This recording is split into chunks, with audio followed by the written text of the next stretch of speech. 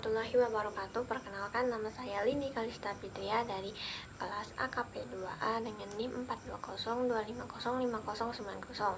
Pada video kali ini, saya akan menjelaskan tutorial penggunaan simulator Cortex untuk pelaporan SPT tahunan wajib pajak orang pribadi. Nah, simulator Cortex merupakan platform simulasi dari DJP yang digunakan untuk mencoba proses pelaporan pajak secara online. Sistem ini membantu wajib pajak memahami alur pengisian SPT sebelum melakukan pelaporan sebenarnya. Langkah pertama adalah membuka laman simulator. Lalu, login menggunakan nick serta password yang telah disediakan. Setelah kita berhasil login, kita akan membuat SPT. Buka menu SPT, kemudian pilih buat konsep SPT untuk memulai proses pelaporan. Setelah itu, kita pilih jenis SPT, yaitu kita pilih SPT PPh orang pribadi. Kemudian pada bagian ini kita akan memilih jenis periode SPT dan juga tahun pajaknya. Pada tahun pajak kita akan memilih tahun pajak 2025. Lalu untuk jenis periode SPT kita akan memilih SPT tahunan.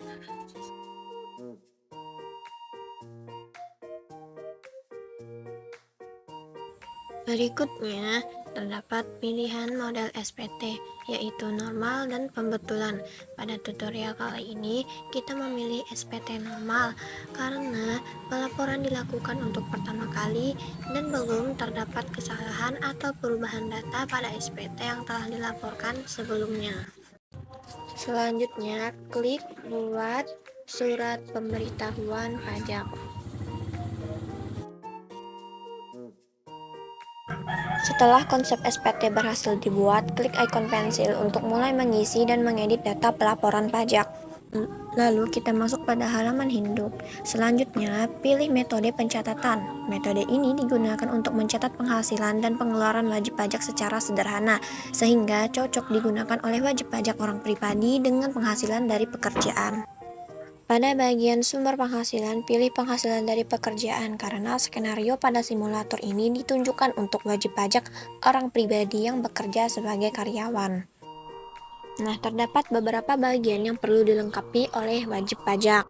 Pada bagian awal terdapat informasi mengenai sumber penghasilan dan status perpajakan wajib pajak. Kemudian terdapat bagian penghasilan neto yang digunakan untuk menghitung total penghasilan setelah pengurangan tertentu. Selanjutnya terdapat kredit pajak, yaitu bagian yang berisi pajak yang sebelumnya telah dipotong oleh perusahaan atau pemberi kerja.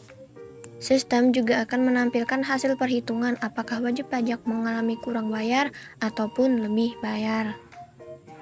Jika hasilnya kurang bayar, maka wajib pajak perlu melakukan pembayaran terlebih dahulu sebelum SPT dilaporkan. Sedangkan jika lebih bayar, kelebihan pembayaran pajak dapat diajukan untuk pengembalian atau dikompensasikan sesuai ketentuan perpajakan.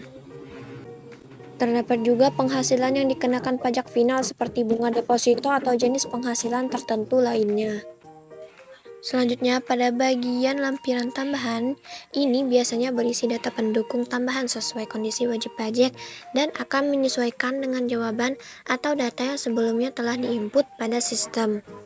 Selanjutnya, ada bagian pernyataan. Ini berfungsi sebagai bentuk konfirmasi dari wajib pajak bahwa seluruh data pelaporan telah disampaikan dengan benar dan dapat dipertanggungjawabkan.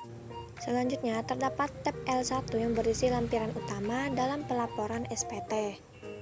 Pada bagian ini, wajib pajak dapat mengisi data tambahan seperti penghasilan, harta, investasi, utang, maupun informasi perpajakan lainnya yang diperlukan sistem. Beberapa data pada lampiran L1 dapat terisi otomatis oleh sistem berdasarkan data bukti potong yang sebelumnya telah diinput. Namun, pengguna tetap dapat menambahkan, mengubah, maupun memperbarui data sesuai kondisi yang sebenarnya. Kemudian terdapat tab L2 yang berisi lampiran tambahan pada pelaporan SPT. Pada bagian ini biasanya ditampilkan ringkasan penghasilan yang dikenakan PPh final maupun penghasilan yang bukan termasuk objek pajak. Informasi pada lampiran L2 ini akan menyesuaikan dengan data yang sebelumnya telah diinput pada halaman induk maupun lampiran lainnya. Setelah seluruh data selesai diisi, langkah berikutnya adalah melakukan tanda tangan elektronik sebelum SPT dikirim. Pada bagian ini, pengguna perlu memilih jenis tanda tangan yang digunakan pada sistem. Kemudian, masukkan kata sandi yang sama seperti saat login ke sistem sebagai proses verifikasi sebelum pelaporan dilakukan. Jika seluruh data sudah sesuai, klik konfirmasi tanda tangan untuk menyelesaikan proses pelaporan SPT. Setelah proses pelaporan selesai, sistem akan menampilkan status dari SPT yang telah dibuat. Nah, terdapat status SPT menunggu pembayaran. Ini artinya menunjukkan bahwa masih terdapat pajak yang perlu dibayarkan sebelum pelaporan selesai dilakukan. Lalu, ini adalah status SPT dilaporkan, berarti seluruh proses pelaporan telah berhasil diselesaikan dan data sudah tercatat pada sistem DJP.